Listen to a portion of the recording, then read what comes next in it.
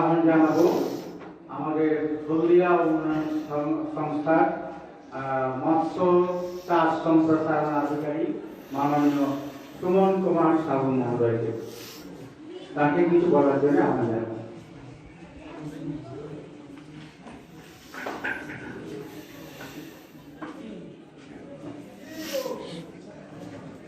প্রথমে সবাইকে নমস্কার জানাবো, ধন্যবাদ জানাবো জনতার সমবায় কৃষি উন্নয়ন সমিতি লিমিটেড সভাপতি মহাশয় রয়েছেন, সেক্রেটারি মহাশয় ছিলেন এবং ডাইরেক্টর যারা ব্যক্তিগত রয়েছে ওনাদেরকে ধন্যবাদ জানাবো। এবং বিশেষ করে এই জন্যই ধন্যবাদ দেবো যে এরকম একটি বছর যেটা গেছে বলতে গেলে মারি সভা, তারপরেই ওনারা বুঝেছেন যে এরকম একটি আলোচনা চক্র করা। তো আমার মনে হয় এই কোভিডের পরেই প্রথম একটা আলোচনা চক্রে যোগদান সেটা হচ্ছে আমাদের জনতা সমবায় আলোচনা শিবিরে। একটু আগে আলোচনা করলেন, ওনাকেও ধন্যবাদ জানাবো।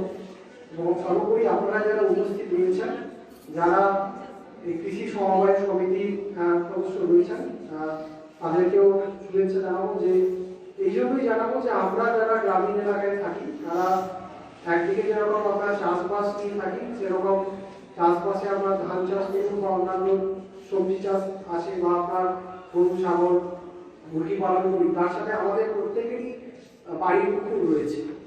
তো সেই পুকুরগুলোকেও যদি আমরা সঠিকভাবে পরিচর্যা করতে পারি, তবে আমরা কিন্তু মাছের যে উৎপাদনের ক্ষেত্রে বা আমাদের বাড়ির যে চাহিদা পূরণের ক্ষেত্রে আমরা অনেকটাই করে উঠতে পারি। বিষয় হচ্ছে যে আমার সব থেকে ভালো লাগে এই বিষয়টাই যে আপনার জনতা কৃষি সমবায় সমিতি, আমাদের যারা কৃষি নিয়ে আমরা যারা সমবায় জড় হয়েছি, তারা আমরা সমবায় করেছি, তারা এই উপলব্ধিটা রেখেছি যে আমরা আমাদের দুপুরে খাওয়ার জন্য এক থালা ভাত, আপনার এক বাটি সবজি, তার সাথে আমাদের এক পিস মাছেরও দরকার রয়েছে, যেটা আমরা আমাদের আহারটা পুরো পরিপূর্ণ করতে পারবো।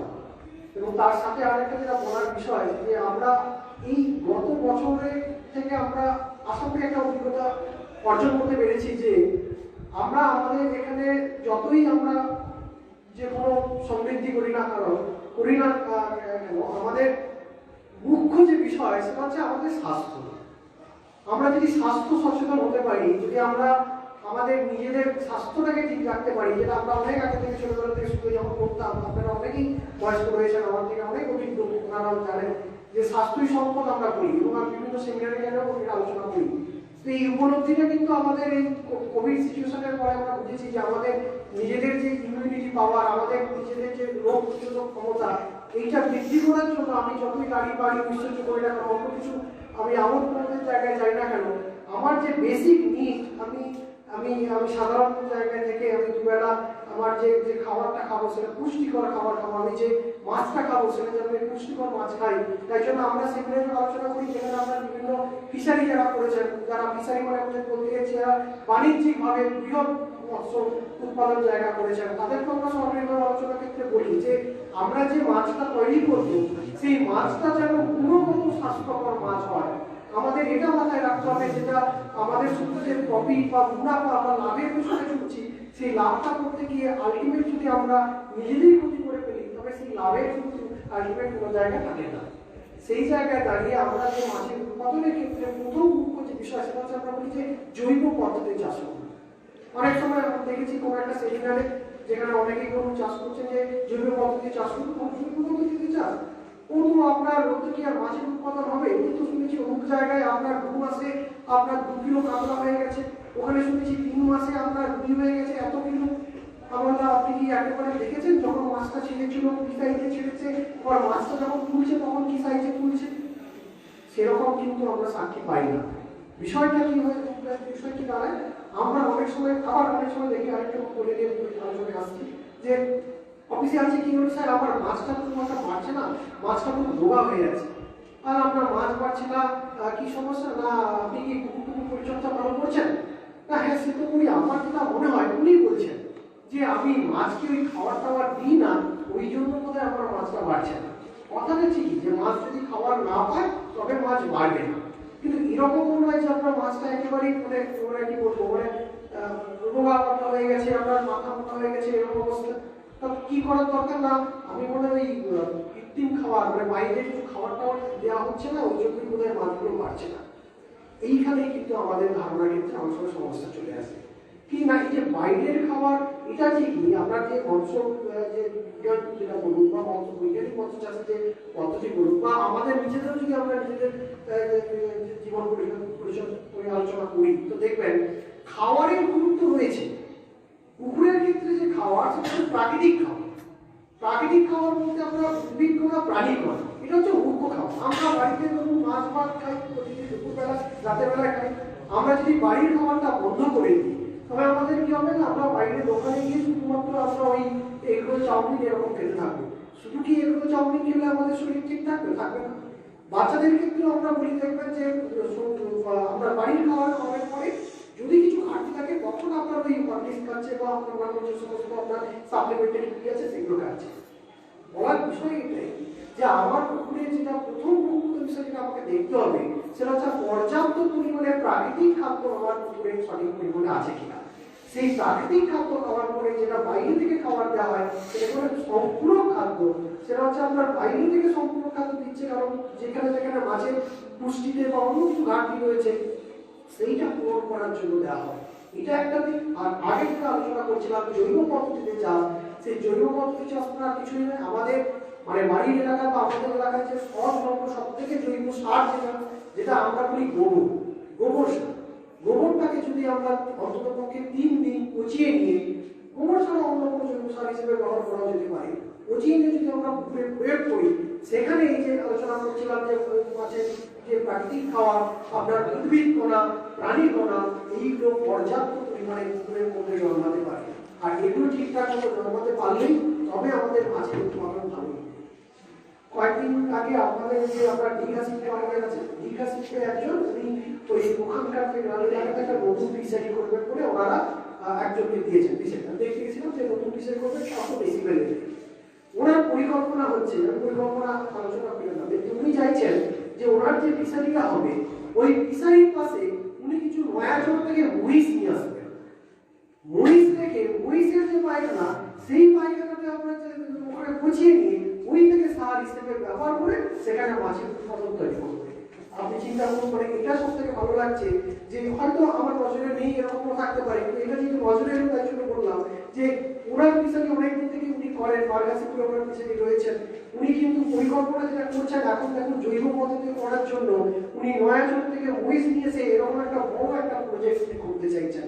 মানে বড়ার বিষয় এটাই যে আমি একটু বড় বিষয়ের কথা বললাম যে এদের উল্লেখ করছি এই জন্যই যে এই সচেতনতা যদি আমাদের মধ্যে রাখতে পারি যে এমন কিছু ধরুন হয়েছে দেখা গেল মাছের পুকুরে কিছু পোকা হয়েছে, মাছের গায়ে যেমন মাছ কাটলাম রক্ত বেরোচ্ছে না, আপনার মাছগুলো জস হচ্ছে, তো ওইটা আমরা বলি যে আলট্রাস পোকা ধরনের একটা পোকা রয়েছে।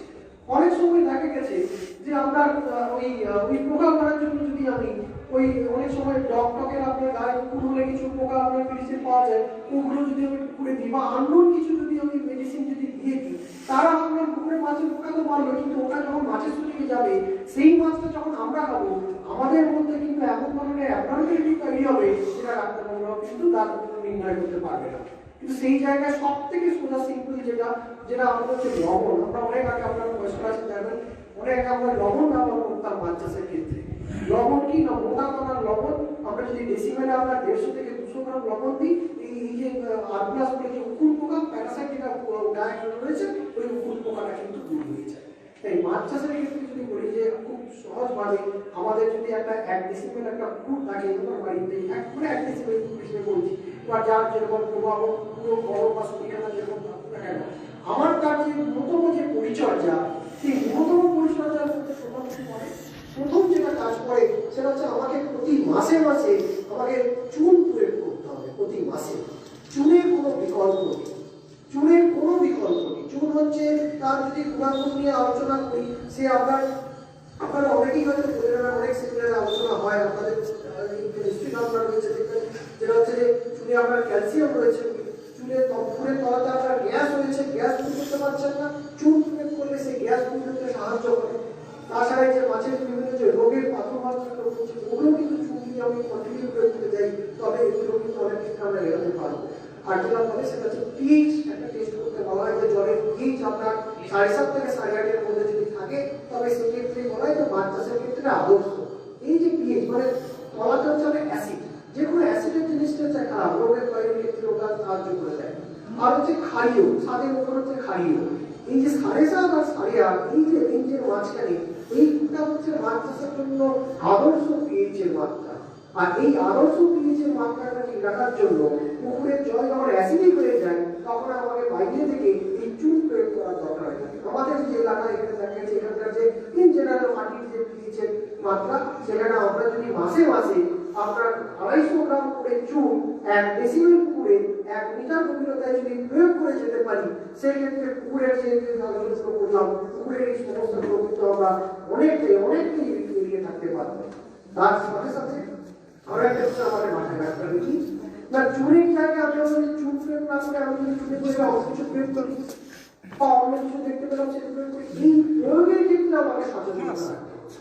অনেক সময় আমি এই ব্যাপারগুলো বেশি করে জোর দিচ্ছি এই জন্যই যে আমি যে উপাদানটা আমার পুকুরের জন্য প্রয়োগ করবো মাথায় রাখতে হবে আমি জামা কাপড় যে কোনো সাবান দিয়ে কেচে ফেলতে পারি, কারণ ওটা আমি গায়ে পড়ে আছি, কিন্তু আমি যে জিনিসটা আমি খাবো সেই জিনিসটাতে যখন আমি কিছু প্রয়োগ করতে যাব তখন আমাকে সম্পূর্ণরূপে সচেতন হয়ে সেই জিনিসটা সম্বন্ধে জেনে যদি প্রয়োগ করা যেতে পারে তবেই ঠিক আছে।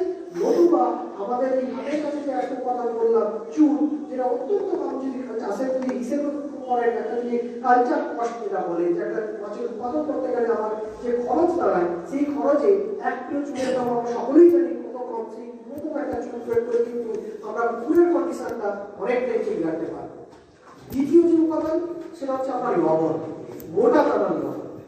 মোটা দানার লবণ আমরা যদি পুকুরে আমরা 150 থেকে 200 গ্রাম প্রতি মাসে আমরা যদি লবণ প্রয়োগ করে যেতে পারি, লবণের কি কি হতে পারে আমরা দেখবেন আমরা খুব রোদে ঘোরাঘুরি করার পরে বা অনেক সময় আমাদের শারীরিক খুব দুর্বলতা আছে, আমরা 1 গ্লাস জলে 1 চিমটে লবণ দিয়ে সেই জলটা যদি খাই আমাদের কি হয় শরীরের মধ্যে অনেকটা স্পেস অনুভব করি, কারণ ওই যে লবণের মধ্যে একটা ইলেকট্রোলাইটিক একটা এফেক্ট থাকে যেটা আমাদের শরীরটাকে অনেকটা তরতাজা রাখতে সাহায্য করে।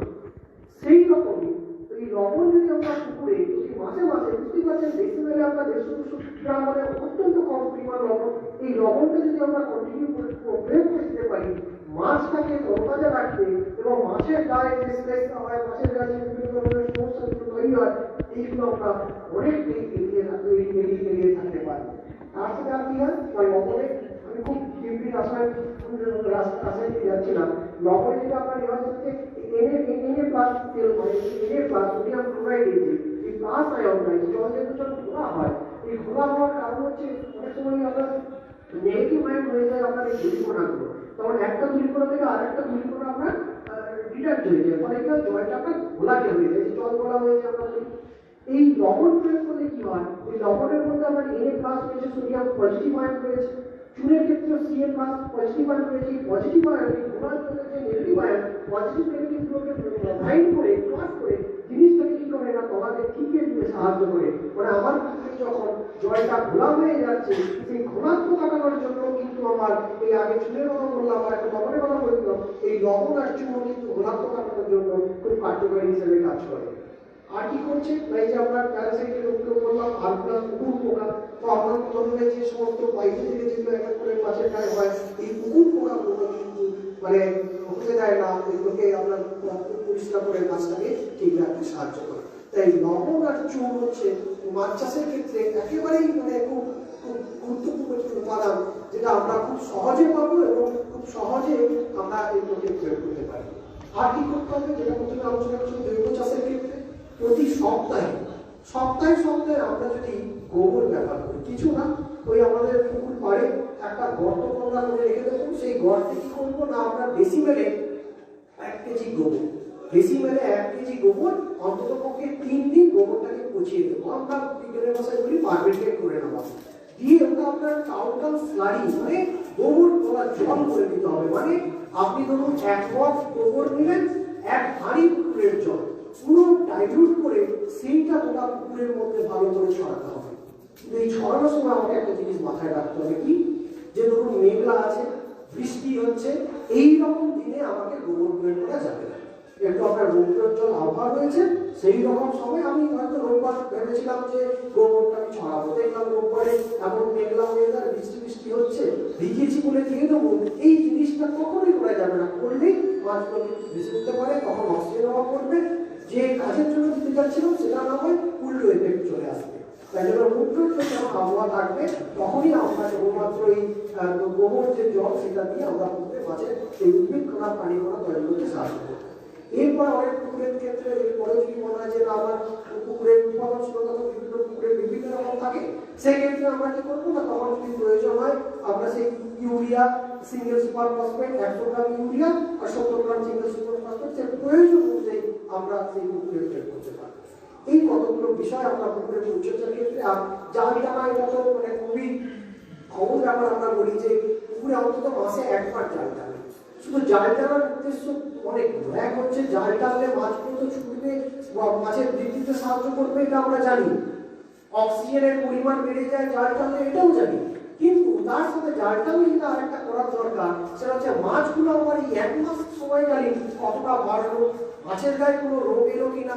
আমি যদি এরকম পর্যবেক্ষণটা প্রতি মাসে মাসে করতে থাকি, তবে রোগ আসার আগেই আমি তার প্রিকশন নেওয়ার ব্যবস্থাগুলো করতে পারবো। তাই জন্য সেই জাল টানার সময় আমরা বলি কি না, ওই যে পটাশিয়াম আর ম্যাঙ্গানিজ, এই যে লাল পটাশ যেটা বলা হয়, এটা অতটা যখন তখন পুকুরে প্রয়োগ করার কোনো প্রয়োজন নেই। আমরা এই মাসে যখন একবার জায়গাকে টানবো, তখনই আমরা এই পটাশিয়াম আর ম্যাঙ্গানিজ দিয়ে প্রয়োজনে অল্প লবণ দিয়ে মাছগুলোকে ভালো করে ধুয়ে আমরা গোটা পুকুরে মাছগুলোকে ছড়িয়ে দেবো। সিম্পল এই কতগুলো কাজ আমরা পুকুর পরিচর্যাকালীন আমাদের করার দরকার রয়েছে। আর প্রাথমিকভাবে যেটা করার দরকার রয়েছে এই মাছ ছাড়ার সময়, সেটা হচ্ছে এই মাছ ছাড়া। যেটা হয়ে যায় দেখেছি আমরা, ধরুন আমাদের বাড়ির পুকুরে এই কেউ হাড়িতে করে মাছ বিক্রি করছে, আমার মনে হলো কিছু কিলো মাছ কিনে নিয়ে আমি ফেলে দিলাম। আবার কেউ হয়তো আমার পরিবারের কেউ বাইরে থাকে, সে এসেছে আনন্দ কিছু মাছ ফেলে দিলাম, এরকম হয়। আমরা দেখেছি এটা বলতে, এটা কি হয় সমস্যা, যে আমার 1 ডেসিমিল পুকুরে আমার যতখানি মাছ থাকার কথা তার থেকে আমরা অনেকাংশে বেশি মাছ পেয়েছি। এই ধরুন আমরা এই সেমিনারে আমরা যতজন আছি সবাই সুন্দরভাবে বসে আছি। এখন যদি আমাদের এই পরিমাণটা আরো বেশি জন হয়ে যেত, সবাই আমরা ঠিকঠাক করে বসতে পারতাম না, আমাদের কেউ দাঁড়িয়ে থাকতো, কেউ আপনার এদিক ওদিক ঘোরাঘুরি করতো, এরকম সমস্যা তৈরি যেত। মাছের ক্ষেত্রে তো দাঁড়ানো আর ঘোরাঘুরির জায়গা নেই, এটা তো পুকুরে একটু সীমিত জায়গা। সেক্ষেত্রে কি হয় না, মাছগুলো অক্সিজেনের অভাব পায়, মাছগুলো খাবারের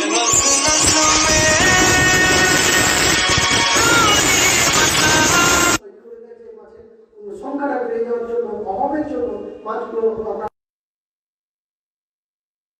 তখন কি হচ্ছে, যে যে কমফোর্টে নেই, আপনি দেখবেন আমি বাসে খুব ভিড়ের মধ্যে দাঁড়িয়েছি, কমফোর্ট নয়, তখন আমাকে আপনি যতই বলুন এটা খান ওটা খান, আমি খাওয়ারও কমফোর্ট, আমি বলবো একটু দাঁড়াই সুস্থভাবে। পুকুরের ক্ষেত্রে সেম ঘটনা ঘটে।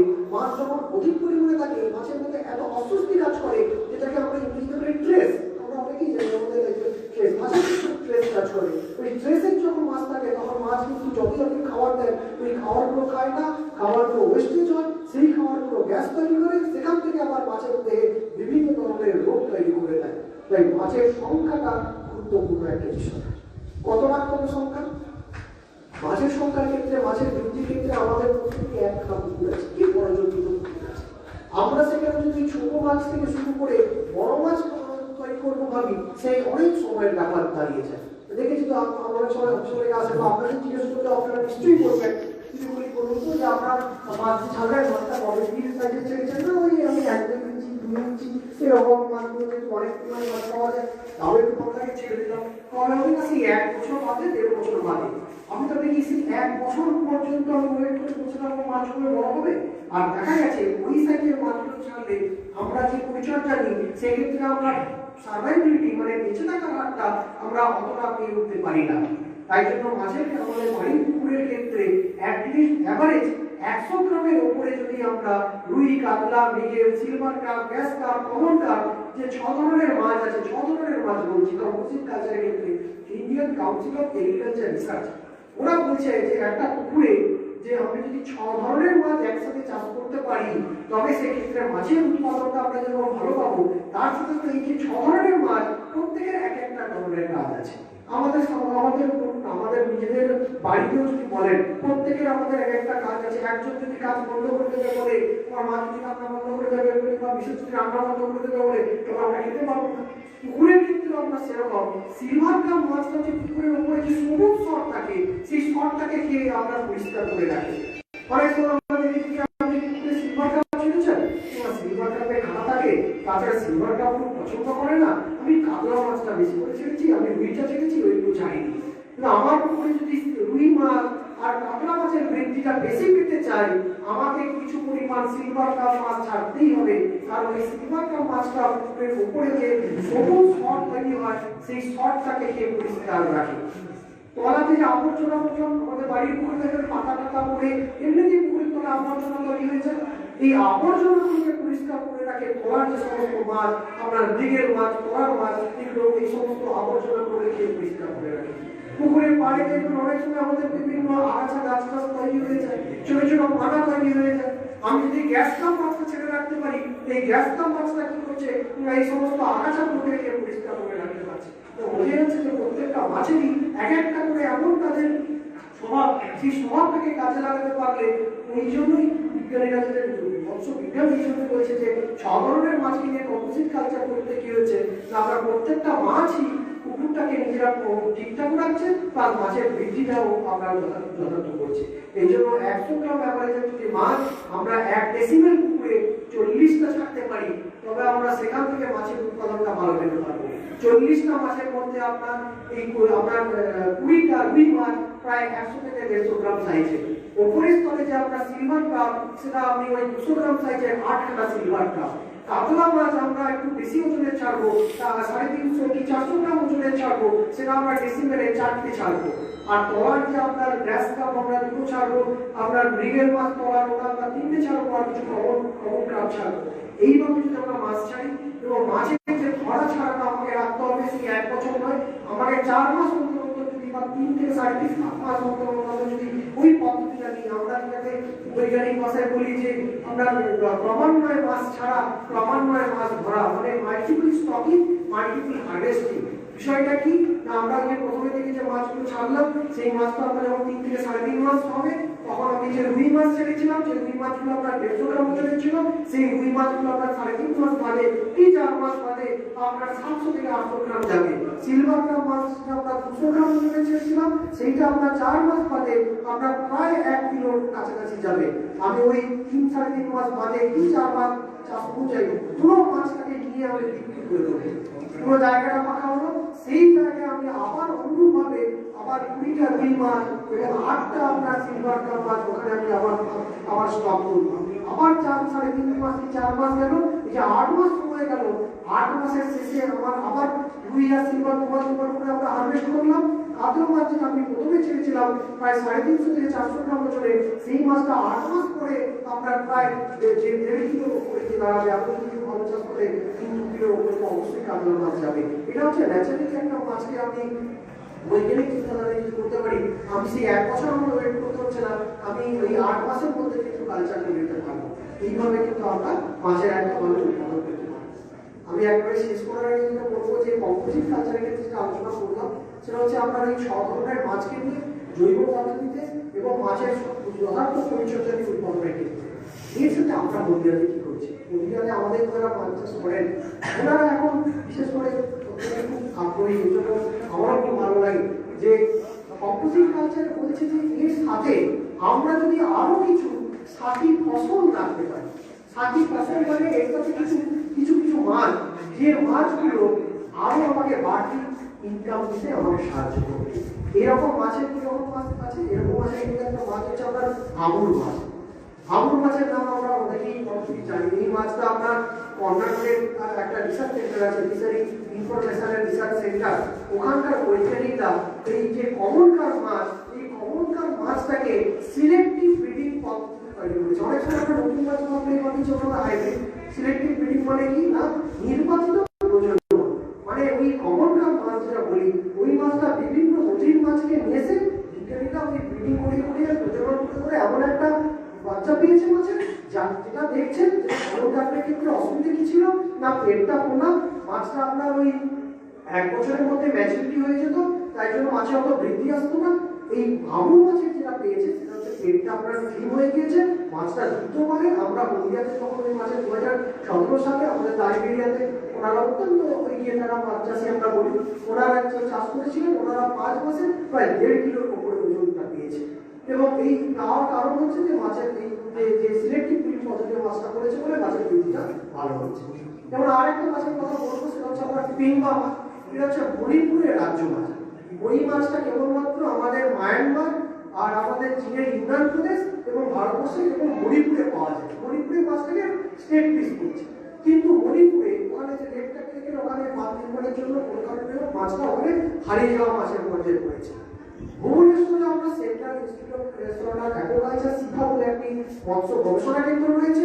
ওনারা মাছের কৃত্রিম প্রজনন করিয়েছিলেন। সেই মাছটা আমরা এখানে নিয়ে চাষ করে দেখলাম যে এখানে মাছটা আমাদের যে ওয়েদারের মাছটা একটু সুন্দরভাবে বের হতে পারে। কারণ কি এই মাছটা কোনো রাক্ষসের মাছ নয়, একদম গ্লাস কাপের মতোই মাছ। শুধু এই মাছকে যদি আমরা ছেড়ে দিই আমাদের এক্সট্রা খাওয়া হতে হচ্ছে না, কিন্তু আমার একটা বাড়তি ইনকাম দিয়ে দিতে পারছে। আমরা অনায়াসে আমাদের বাড়ির পুকুরে কিন্তু এই মাছগুলোকে নিয়ে আমরা চাষ করতে পারবো। এছাড়া আরো বেশ কিছু মাছ রয়েছে, এগুলো চাষ করা যেতে পারে। আমার মনে আছে যে আমি আপনাদের এখানে বা অন্য জায়গায় বা আলোচনাতে পেন বা আমুল মাছের আলোচনা যখন করছিলাম তখন অনেকেই বলছেন যে মাছগুলো আমরা পাবো না, বা এখনো আমাদের কোনো প্রশ্ন দাঁড়িয়ে আমার। কিন্তু এটা যদি আমরা গত বছর যদি দাঁড়িয়ে বলতাম যে মাছগুলো পাবো কোথায়, তখন আলোচনাতে বলতাম যে মাছটাকে আপনাকে নিতে গেলে ওই সিপা ভুবনেশ্বরে ওখান থেকে আপনি পেঙ্গা মাছ নিতে পারেন। আপনি জয়ন্তী রুই বা আমুল যদি নিতে চান আপনাকে ওই ন্যাশনাল ফিশারিজ ডেভেলপমেন্ট বোর্ড এনএফডি বলে একটা সরকারি একটা সংস্থা যার রুট ম্যাপ রয়েছে ভুবনেশ্বরে, আপনাকে ভুবনেশ্বর থেকে নিতে হবে। আপনি যদি আমুল মাছে নিতে চান আপনাকে কর্ণাটক থেকে যেতে হবে। এইটা শোনার পরে বড় বড় যারা ফিশারি করেছি তারা হয়তো গাড়ি নিয়ে গিয়ে নিয়ে চলে আসতে পারবো, কিন্তু আমাদের যারা বাড়ির পুকুরে আমরা ভাবলাম এতক্ষণ না সেখানে আপনি বললেন আমুল মাছ পেঙ্গা বা অন্যান্য মাছের কথা, এই আমরা হয়তো একবার কিছু লাগবে কি আমি হয়তো 100 পিস ছাড়বো, সেইটা আনতে আমি সেই ভুবনেশ্বরে যাবো, সেইটা আনতে আমি কর্ণাটক থেকে আনবো, প্র্যাকটিক্যালি সম্ভব কিন্তু ছিল না। কিন্তু এটা আপনাদেরকে শেয়ার করে আমার আরো বেশি আনন্দ লাগবে যে আমাদের হলদিয়াতে রিসেন্টলি আমরা ব্লু রিভলিউশন প্রকল্পে একটি হ্যাচারি তৈরি হয়েছে। সেটা হচ্ছে আমাদের দেবকে যে চাউলখোলা বলে যে গ্রামটি রয়েছে সেইখানে সুব্রত মাইতি বলে একজন রয়েছে, অত্যন্ত আগ্রহী মানুষ। উনিও হ্যাচারি করেছেন। গত সপ্তাহে ওনার হ্যাচারিটা আমরা দেখতে পেলাম উনি এখন ওখানে আমুল মাছের ব্রিডিং করছেন।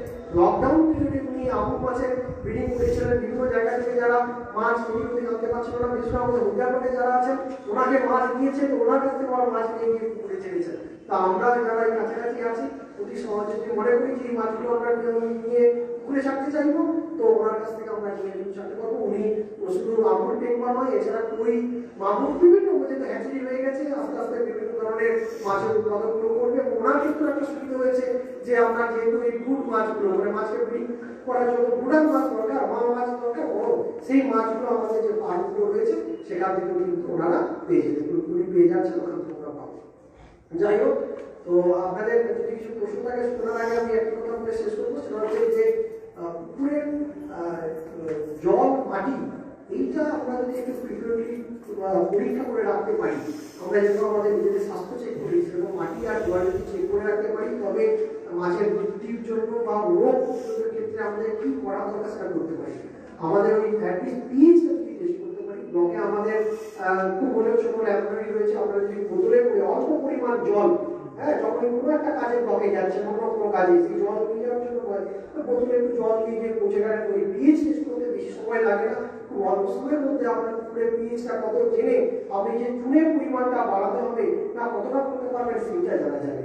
আর মাটি বা অন্যান্য যেগুলো রয়েছে একটু সময় সাপেক্ষ সেটাও প্রয়োজনে সেটা করা যেতে পারে। তো অ্যাটলিস্ট পিএইচটা যেটা আমার বলবো যে আপনারা পিএইচটা রেগুলার ভিত্তিতে মাসে একবার যদি টেস্ট করে রাখতে পারেন তবে আমরা মাছের উৎপাদন কিন্তু অনেক বেশি বাড়াতে পারবো। যাই হোক, অনেকক্ষণ ধরে আলোচনা করলাম, আপনাদের যদি কিছু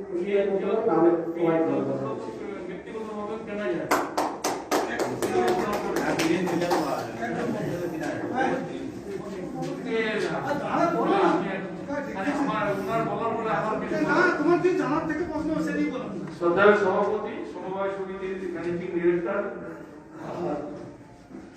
পন্ডা মহাশয় আছেন, সুমনবাবু বললেন এগুলি আমি একজন উৎসাহী চাষি, ওনার অনুপ্রেরণায় আমি গত বছর কিছুটা লাভবান হয়েছিলাম। আমি ধরুন 1,10-15,000 টাকা খরচা করেছিলাম। আমার 4টা পুকুর আছে, 4টা পুকুর মিলে আমার পরিমাণ হচ্ছে প্রায় 5 বিঘা। বাকি পুকুর পাড়টা নিয়ে 6 বিঘা 6.5 বিঘা। তো গত বছর আমি মোটামুটি একটা জায়গায় প্রফিট করতে পেরেছিলাম, প্রায় 1.5 লাখ টাকা আমি প্রফিট করেছি। আমি জৈব পদ্ধতিতে সম্পূর্ণভাবে চাষ করেছিলাম, কিন্তু এবছর সেই তুলনায় আমি একটু ফেলিয়ার হয়েছি, কারণ লকডাউনটা আমাকে একটু প্রবলেম করেছে। বীজের জন্য বীজটা আমার সঠিকভাবে নির্ধারণ করা যায় না। তো আমি সুমনবাবুর সঙ্গে আমার মোটামুটি যোগাযোগ আছে, ওনার অনুপ্রেরণায় আমি চাষবাস করতে খুব উৎসাহী এবং হর্টিকালচারও করবো বলে আমার পরিকল্পনা আছে। উনি আমি যদিও আলাদা ব্লকের, আমি মহিষাদল ব্লকের আন্ডারে পড়েছি, আমার হরিকাল গ্রাম, কিন্তু আমি এই সমবায়ের সঙ্গে আমি যুক্ত অনেকদিন ধরে। আমার এখানে যাই হোক, আমি এখানে অ্যাকাউন্ট হোল্ডারও আছি এবং সমবায় থেকেও আমি কিছু কিছু মাছ চাষের খাদ্য সংগ্রহ করি। এবং এই ম্যানেজিং ডাইরেক্টর যারা আছেন আমার খুবই নিয়ারেস্ট লোক, এরা সমবায় ভিত্তিক ভাবে আমাকে অনেক কিছু ভাবে সহযোগিতা করেন, সেই কারণে আমি অনুপ্রাণিত হই। আর সুমন বাবুর কাছে একটু অনুরোধ করবো, যেসব চাষিরা উৎসাহী হবে, আপনি একটু আমাকে সময় দিয়েছিলেন, গতবারে আমার বাড়ি গিয়েছিলেন বলে আমি 1.5 লাখ টাকা কিন্তু প্রফিট করতে পেরেছি। এটা কিন্তু আমাকে উৎসাহটা আরো বাড়িয়ে দিয়েছে। সেটা যদি আপনি একটু সময় সাপেক্ষ দিতে পারেন, যদিও আলাদা ব্লকের আপনি অফিসার, কিন্তু আপনার কাছে যেহেতু শিখছি, অনুপ্রেরণা পাচ্ছি, সেই ক্ষেত্রে আপনার কাছে একটু দাবি রাখি, আরো যারা চাষি উৎসাহী আছেন তাদেরকে যদি সরাসরি আপনি একটু সহযোগিতা করেন, তাহলে আমরা খুব উপকৃত হই। এবং আগামী দিনে আমি আরো আপনার কাছে অনুরোধ করবো, আরেকবার ভিজিট করে আমি এই ধরনের মাছের হ্যাচারিগুলো করবো পরিকল্পনা নিয়েছি। কিছুটা যেহেতু প্রফিট পেয়েছি, এটা কিন্তু আমার অনেক দিনের চাষবাসের ইচ্ছে এবং কিছু গাছপালাও আমার ভালো আছে, সেটা আপনি নিজে থেকে দেখে এসেছেন। তো আরো আপনার কাছ থেকে সহযোগিতা পেলে আমরা কি করবো, এইটা নিয়ে আরো উৎসাহ বাড়িয়ে আরো পাশাপাশি চাষিদেরকে উদ্বুদ্ধ করতে পারবো। আর সবাইকে আমি শ্রদ্ধা জানিয়ে আমার ক্ষুদ্র বক্তব্য রাখছি। আর কেউ কিছু বলবেন?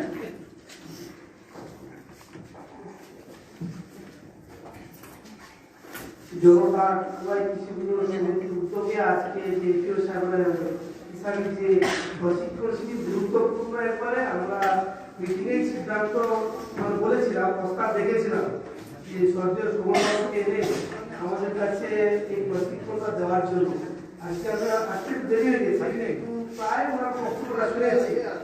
আজকের এই নিচে খাওয়ার প্রোগ্রাম, এই প্রশিক্ষণকে লক্ষ্য করে খাওয়ার প্রোগ্রামটাই হোক, কিন্তু এই প্রশিক্ষণটার মধ্যে যদি বেশিরভাগ সদস্য আসতেন খুবই গুরুত্বপূর্ণ। কারণ ঘরোয়া ভাবে গ্রামীণ আমরা মৎস্য চাষ করবো কিভাবে, আমরা সত্যি সত্যি আমিও একটা পুকুরে দেশীয় কিছু আমারও মৎস্য প্রশিক্ষণ ছিল, থাকলেও হয়তো আমার মাঝে মাঝে ভুলে যায় যে দেশীয় কিছু কত মাছ ছাড়বো। আমার দোকানেরও কেজি কেজি মাছ ছেড়ে দিলাম, প্রচুর কেজি হওয়ার পর তাকে ফল বেড়ে দিলাম, বাজার মাছ চলে গেল, বৃদ্ধি হলো না। কিন্তু আজকে প্রশিক্ষণ থেকে খুবই ভালো লেগেছে, উনি একটা ডেসিবেল কিছু মাছের সংখ্যা বলে দিচ্ছে, এই সংখ্যা হওয়ার পর 6 মাস পর মাছটা চালিয়ে দেন, এটা খুবই ভালো লেগেছে। আর এদিকে রোগ প্রতিক্রিয়া সম্পর্কিত লবণের সম্পর্কিত যেটা বলেছে, এটা লবণটা আমরা দিতাম না, চুনটা মাঝে মাঝে দিতাম। মাছের যে রোগটা যেটা জল কেটে যায়, এটা খুবই, এই রোগটা ব্যাপক পরিমাণে উনি বলেছেন যে লবণের পরিমাণটা বলেছেন, চুনের পরিমাণটা বলেছেন, সাময়িক ঘরোয়া ভাবে কমার্শিয়াল দৃষ্টিতে না হলেও ছোটখাটো একটা পুকুরের দিকে চাষ করলেও আমাদের কিন্তু যথেষ্ট পরিমাণে ভালো হবে।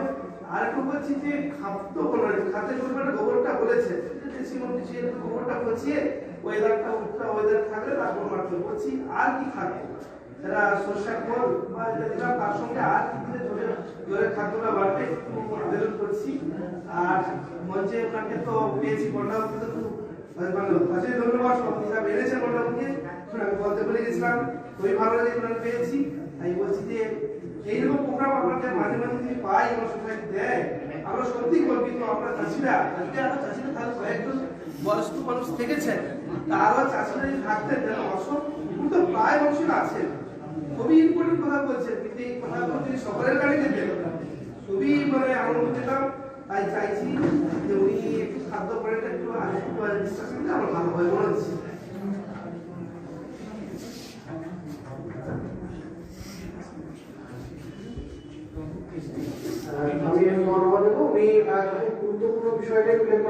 বলেছেন তার আগে আমি নতুনবাবুর কথা বলে বলবো যে উনি যে দিকটা ওনার আপনার প্রশ্নে আমি আসছি যে ওই যে পুকুরের পাড় নিয়ে যেটা বলেছেন অত্যন্ত এই বিষয় নিয়েও আমরা বিভিন্ন বিষয়তে যারা পরিচালনা করেন অভিনয় বিষয়ে উদ্যোগী যে আমরা তো পুকুরে মাছ চাষ করছি তার সাথে যে পাড়টা রয়েছে সেই পাড়টাকেও যদি আমরা একটু সঠিকভাবে যদি ব্যবহার করতে পারি তবে আমাদের যে উৎপাদনটা যে পরিমাণ হতো সেই পরিমাণটা অনেকটাই বেড়ে যাবে আমরা এটাকে ইন্টিগ্রেটেড ফার্মিং অ্যাপ্রোচে তার সাথে আমি আরেকটা কথা উল্লেখ করতে চেষ্টা করবো সেটা হচ্ছে যে আমরা এই পুকুর পাড়ে আমরা যে গাছগুলো লাগাচ্ছি সেগুলো সবজি গাছ এগুলো লাগানোই হয় কলা গাছ লাগিয়েছেন দাঁড়িয়ে পিঠে নানান রকম গাছ লাগিয়েছেন আবার বিভিন্ন অনেকের জন্য সবজি গাছ বা টমেটো গাছ গাছও পুকুর পাড়ে এগুলো লাগিয়ে করেন আমরা যদি কিছু আপনার ওই ভেষজ গাছ লাগাতে পারি ভেষজ গাছ যেগুলো হচ্ছে আপনার মাছের ক্ষেত্রে পুকুরের মাছের বৃদ্ধির ক্ষেত্রে সাহায্য করবে যেমন আমি একটা কথা উল্লেখ করি যেমন ধরুন কলা গাছের যে কাণ্ড কুড়ি আমি বললাম না যে চুন প্রয়োগ করলে জলের পিএইচটা ঠিকঠাক থাকে চুনের আপনার গুণ রয়েছে আপনার খাওয়ার মধ্যে সাহায্য করে কলা গাছের কুড়ি কেটে যদি আমরা ভেলা বানাতে পারি দেখবেন আগেকার দিনে গ্রামে যখন আমরা এই চুন দেওয়ার সার দেওয়ার জন্য কলা গাছের ভেলা বানিয়ে কিন্তু দিতাম পরে আমাদের সফিস্টিকেটেড নৌকা আছে আমরা নৌকায় দিই বেশি প্রয়োজন ঠিকই আছে সেই কলা গাছের কাণ্ড কেটে রাখলে আমাদের কিন্তু ওই আপনার জলের পিএইচটা কন্ট্রোল করতে সাহায্য করে আবার আপনার যে তুলসী গাছের পাতা এগুলোকে বেটে নিয়ে যদি আমরা পুকুরে দিতে পারি সেক্ষেত্রেও কিন্তু মাছের আপনার বৃদ্ধিতে সাহায্য করে আবার আমরা নিম পাতা আমরা দেখেছি কৃষি আলোচনাতে আমরা ওই পোকা হলে নিম পাতাকে নিয়ে তার যে রস ফুটিয়ে জল দিতে পারি তো মাছের ক্ষেত্রে তো এই যে পোকার ক্ষেত্রে আমরা নিম পাতা দিই সেক্ষেত্রেও কিন্তু আমাদের কাছে ভালো তো এরকম বিভিন্ন ধরনের আরো বিশদ আলোচনা করলে আলোচনা করা যায় এই বিভিন্ন ভেষজ জিনিস আমরা পুকুর পাড়ে লাগিয়ে কিন্তু মাছ চাষের জন্য ব্যবহার করতে পারি আর দ্বিতীয়ত হচ্ছে এই যে আপনি বললেন যে মাছের ডিম পোড়া তৈরির ক্ষেত্রে এটা একদম বাস্তব কথা এই আপনার যে পিরিয়ড যখন সবকিছু বন্ধ ছিল উনি তখন ওই মাছ আনতে যাওয়ার বা এই ক্ষেত্রে যদিও সার ছিল হয়তো কোনো কারণে বিভিন্ন জায়গা থেকে এনে উঠতে পারেননি আমরা যদি ফার্মটাকে সম্পূর্ণ স্বনির্ভর ফার্ম করতে পারি কিন্তু ওনার বড় ধরনের ফার্ম আছে তাই জন্য আমাকে বিশেষ বলা যে আমি ওখানে হাপা করে সিলেটের চৌবাচ্চা বানিয়ে সেখানে বেশ কিছু মাছের কিন্তু ব্রিডিং আমি নিজে করে ফেলতে পারি আমি সেখানে বেশ কিছু মাছের ব্রিডিং করে আপদকালীন সময় যখন আমি বিভিন্ন জায়গা থেকে মাছ আনতে পারছি না বা অন্য যে কোনো সময় আমি কিন্তু নিজের পুকুরের মাছটা নিজে তৈরি করতে পারি কিছু মাছ আছে তার জন্য বড় হ্যাচারি লাগে ঠিকই কিন্তু হাপা বা আপনার চৌবাচ্চা করেও কিন্তু আমরা কিছু মাছের ব্রিডিং করতে পারি আর ওনার বিষয়ে খুব গুরুত্বপূর্ণ বিষয় বলেছেন যে মাছের খাবার মাছের উৎপাদনের ক্ষেত্রে আমরা যারা একেবারে বাণিজ্যিকভাবে মাছ চাষ করি আমরা উৎপাদন খরচটা যখন আলোচনা করি তখন বলি মাছের উৎপাদন খরচ সব থেকে বেশি হয় মাছের খাবার মাছের বৃদ্ধির জন্য মাছের খাবারের প্রয়োজন আছে একেবারেই প্রয়োজন আছে এটা একদম প্রাকৃতিক খাবার প্রয়োজন তারপরে যেটা ঘাটতি সেটার জন্য আমাকে বাইরে থেকে সম্পূরক খাবার দিতে হবে এই সম্পূরক খাবারের মধ্যে যেটা পড়ে সেটা হচ্ছে আমরা এই বাদাম খোল চালের গুঁড়ো আটা এইগুলোকে নিয়ে আমরা জুস তৈরি করে যদি মাছকে খাবার দিতে পারি আমরা যেটা বলি জৈব জুস এটা যারা বাড়ির পুকুর আছে তারাও দিতে পারে 1 ডেসিমেল পুকুরের জন্য হ্যাঁ একদম আটা ঘেটে আপনার 1 ডেসিমেল পুকুরের জন্য আপনার 300 গ্রাম আপনার বাদাম খোল দিলেন একটা গ্রামে ওখানে আপনি 250 গ্রাম চালের গুঁড়ো নিলেন চিটে গুড় নিলেন 300 গ্রাম চিটে গুড় পাওয়া যায় এখানে আমাদের ছোটা আছে চিটে গুড় নিলেন 300 গ্রাম ওখানে 10 গ্রাম আপনি আটা নিলেন নিয়ে একটা গ্রামে 3 গুণ জল দিয়ে সেটাকে ভিজিয়ে রেখে দেন অন্তত পক্ষে 48 ঘন্টা আপনার ভেজানো থাকলো ওইটা কি হবে না গেজে গিয়ে ফার্মেন্টেড হয়ে যাবে ফার্মেন্টেশন হয়ে যাবে ওই ফার্মেন্টেড প্রোডাক্টটা যদি আমি পুকুরে 15 দিন অন্তর পুকুরে দিয়ে যেতে পারি তার কি কাজ হচ্ছে একটা হচ্ছে যে খাবার হিসেবে মাছ তো খাবার পাচ্ছে প্লাস এটা আপনার হচ্ছে এক প্রকারের কিছু উপকারী অণুজীবীর একটা সমষ্টি তৈরি করে নেয় ফ্লক তৈরি করে নেয় যেটা কি করছে না আপনার মাছের শরীরে মাছের যে ইয়েতে আপনার তলাতে যে সমস্ত আবর্জনা করে তাকে প্রোটিসিয়াস প্রোটিনে রূপান্তরিত করে দিচ্ছে মানে কি করছে না একটা মাছের খাবারে রূপান্তর করে দিচ্ছে প্লাস পুকুরের মধ্যে যে আপনার কিছু গ্যাস তৈরি হয় সব থেকে ক্ষতিকারক গ্যাস হচ্ছে আপনার অ্যামোনিয়া গ্যাস এই যে জুসটা তৈরি হচ্ছে না এই জুসটা কি করে না অ্যামোনিয়া গ্যাসের নাইট্রোজেনটাকে বাইন্ড করে সোজা কোথায় তো অ্যামোনিয়া গ্যাস হতে দেয় তো এটা খুব কার্যকরী। 15 দিন অন্তর অন্তর আমরা এরকম জুস বের করে কিন্তু পুকুরে মাছের উৎপাদন খাওয়ার হিসেবে ব্যবহার করতে পারি। এছাড়া আমরা বাইরে থেকে ভাষা খাবার দিতেই পারি, যে কোনো ভাষা খাবার নিয়ে এসে আমরা দিতে পারি। তার জন্য শুধু মাথায় রাখতে হবে যে একটা চার্ট মেনটেন করতে হবে। কি চার্ট? আমাদের সরকার মৎস্য দপ্তর থেকে একটা চার্ট করাই আছে যে ভাষা খাবার ধরুন একটা 25 গ্রাম ওজনের একটা মাছ, সেই মাছ দৈনিক আপনার 2 গ্রাম মাত্র খাবার ভাবতে হচ্ছে, দৈনিক 2 গ্রাম, সকালে 1 গ্রাম দিচ্ছেন, বিকেলে 1 গ্রাম দিচ্ছেন। এই রকম করে আমরা যখন 50 গ্রাম হচ্ছে তখন 2.5 গ্রাম, যখন আপনার 100 গ্রাম হচ্ছে তখন আপনি 3 গ্রাম। এই পর্বত করে যে 4 কেজি খাবার দিতে পারি, আপনার 1 কিলো ওজনের মাছকে আমরা খাবার দিতে হচ্ছে তখন 50 গ্রাম করে।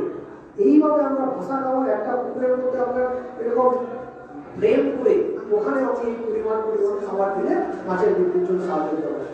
ভাষা খাবার ব্যবহার করার ক্ষেত্রে বা যে কোনো বাইরে বাণিজ্যিক খাবার ব্যবহারের ক্ষেত্রে মাথায় রাখতে হবে কি না, প্রোটিন পার্সেন্টেজ। আমাদের রুই কাতলার নিজের ক্ষেত্রে আমার প্রোটিন পার্সেন্টেজটা কত থাকতে হবে না, এখানে প্রোটিন পার্সেন্টেজ আমার 26%, 27 কি 28% প্রোটিন পার্সেন্টেজটাকে ঠিক আছে। কিন্তু যখন আমি মাগুর মাছ চাষ করবো তখন আমাকে কিন্তু প্রোটিন পার্সেন্টেজটা একটু বাড়াতে হবে। এই বিষয়গুলো আমাকে মাথায় রাখতে হবে।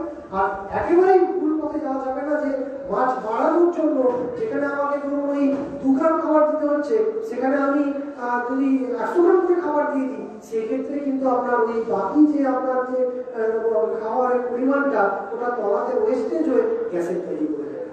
আর এছাড়া উনি যেটা উল্লেখ করতে চাইছিলেন যে হাতের কাছে আমরা খাবার তৈরি করতে পারি, আমাকে প্রোটিনের সোর্স হিসেবে আমি ওই সোয়াবিনের ডাস্ট অথবা শুটকি মাছ, আমাদের এই জুটফুটের সব জায়গায় পাওয়া যায়, ওইকে নিয়ে চলে আসে, ওই শুটকি মাছ ব্যবহার করতে পারি। কার্বোহাইড্রেট হিসেবে আমি ওই চালের গুঁড়ো নিতে পারি, চালটাকে করে ডাস্ট করে নিয়ে নেবো। আর আমি ফ্যাট হিসেবে আমি সর্ষের খোল, বাদাম খোল এইগুলোকে নিয়ে এসে আমি একটা জায়গাতে ওই যে খাবারটা তৈরি করলাম তার সঙ্গে একটা জিনিস তো অ্যাড করে দিচ্ছি, একটু চিজের গুড় আর একটু ইস্ট পাউডার ওখানে মিশিয়ে দেন, দিলে কি হবে ফার্মেন্টেড হয়ে যাবে। ওই ফার্মেন্টেড প্রোডাক্টটাকে আমি পুকুরে 15 দিন অন্তর, 7 দিন অন্তর, প্রতিদিন যার যেরকম সুবিধা হয়, কিন্তু পরিমাণটা নির্দিষ্ট থাকবে, সেই পরিমাণটাকে ভাগ করে দেবে। ধরুন গোবর আমার ডেসিমেলে 6 কিলো লাগে, আমি যদি সপ্তাহে দিই 4 দিয়ে ভাগ করবো, আমি যদি মাসে যদি 30 দিয়ে ভাগ করবো, এইরকম ভাগ করে আমাকে খাবার দিতে হবে। তো এটি হচ্ছে খাবার দেওয়ার বিষয়, এই কথাটি আলোচনা করবো। যাই হোক, সবাইকে আমার ধন্যবাদ। সবাই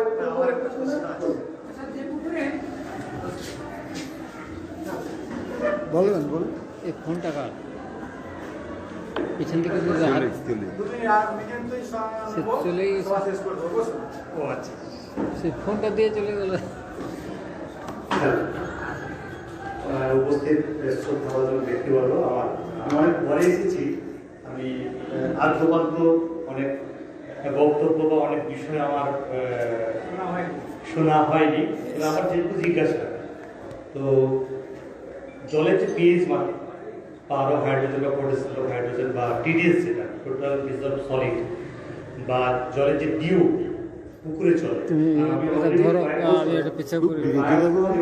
আমি অ্যাকোয়াপনিক্সে কালচার করছি, মানে আমি রিজনাল ট্রেনিং নিয়েছি, ইন্ডিয়ায় গিয়ে আমি দমলপুর ট্রেনিং নিয়েছি বেশ সরকারিভাবে। আর আমি বেশ কয়েক বছর ধরে আমি অনেক বইপত্র পড়েছি, অনেক দেশ বিদেশের অনেক আমি দেখেছি সব কিছু আর কি। তো ওখানে বায়োফ্লক আমি করেছিলাম, বায়োফ্লক পদ্ধতিতে আমি চাষ করেছিলাম, কিন্তু সেটা আমি করে উঠতে পারিনি। তো পুকুরের ক্ষেত্রে জলের যে পিএইচ মাত্রা ওটা কত রাখবে, আর জলের যে অক্সিজেনটা ডিও যেটা, সেই ডিওটা কি খুব প্রয়োজনীয়তা আছে, আমার এই টিডিএসটা কতটা থাকবে জলে, টোটাল ডিজেল সলিডটা এটা কতটা থাকবে, একটু কাইন্ডলি যদি ডিসকাস করেন।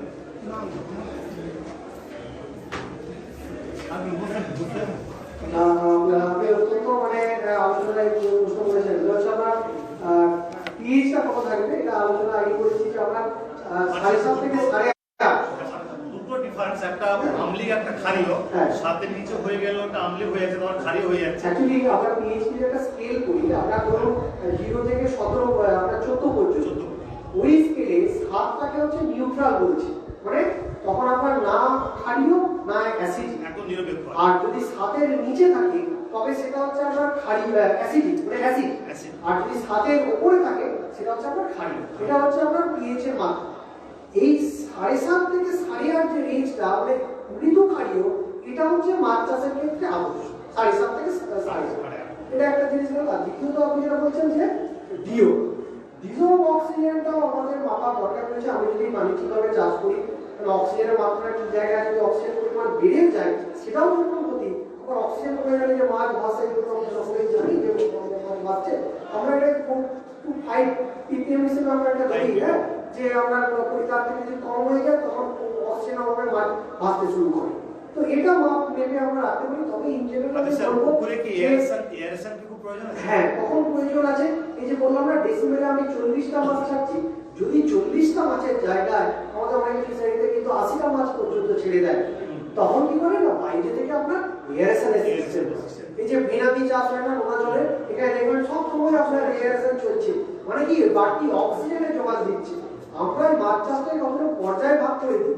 একটা হচ্ছে আপনার ওই intensive, semi intensive, super intensive এরকম ভাগ আছে, বুঝতে পেরেছেন তো? মানে আরো যদি জায়গায় যায় আমরা যেটা করতে যাচ্ছি ইমপ্রুভ ট্র্যাডিশনাল, মানে আমরা যে ট্র্যাডিশনাল ওয়েতে কালচার করছি তাহলে জাস্ট একটু উন্নত, কিন্তু যারা ফিশারি করছেন তারা সবাই সেমি ইন্টেন্সিভ পদ্ধতিতে কালচার করেন।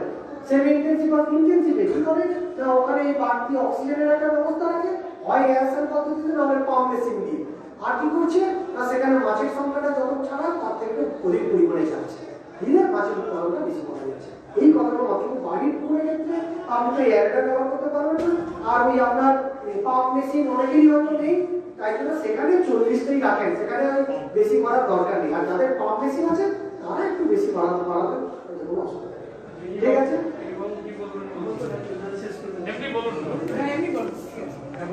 আমার একটা পুকুর আছে আর কি, তাতে কচুরি পানা প্রচুর জন্মেছে, কচুরি পানাগুলোকে নষ্ট করে দিয়ে মাছ রাখবো না। হ্যাঁ ভালো প্রশ্ন করেছেন। কচুরিপানা মারার জন্য কখনোই বিষ একেবারে প্রয়োগ করবেন না, ঠিক আছে? দ্বিতীয়ত হচ্ছে কচুরিপানা কিছু পরিমাণ যদি তুলে ফেলতে পারেন ম্যানুয়ালি অনেক ভালো, আর কিছু কচুরিপানা পুকুরের পাড়ে একটা জায়গাতে রেখেও দেয়, কারণ কচুরিপানা থাকার পরে কি হয় পুকুরের জলের তলাটা না আপনার ওই জলের ঠান্ডা রাখতে সাহায্য করে, অনেক সময় টেম্পারেচার বেড়ে যায়। আবার এই যে মাগুর মাছ যারা আছে তারা কি করে কচুরিপানা যে তলাতে অনেক সময় পোকা তৈরি করে, ওই পোকাগুলো মাছের খাওয়ার, এটা আপনার প্ল্যান্টন টাইপের, প্ল্যান্টন টাইপের ওই খাওয়ারগুলো খেয়ে বড় হয়। তাই জন্য সব কচুরিপানা তোলা দরকার নেই, কিছুই কচুরিপানা আপনি সাইড করে রেখে দেন আর বাকিগুলো ম্যানুয়ালি তুলুন। আমি স্যার এভার যে প্রোভাইড সকাল তো হাফ খাওয়া হয়েছে কালকে মনোযোগ তৈরি হয়েছে পুরো তো মানে একটা মাছের মধ্যে ব্যাকটেরিয়া টিম দিয়ে বলতে পকেটে কার্ড শুনছে খুব আপনি ওগুলো দেখে ভিডিও রেকর্ড করছেন, দেখে দেখুন। ঠিক আছে, সবাইকে ধন্যবাদ। বেঙ্গাচিটা কি নাম আছে, প্রচুর বেঙ্গাচি দেখেছে। চল নিচের দিকে পালিয়ে সমাপ্ত করি চলো। আচ্ছা এটা বন্ধ করতে হবে। বড় হলে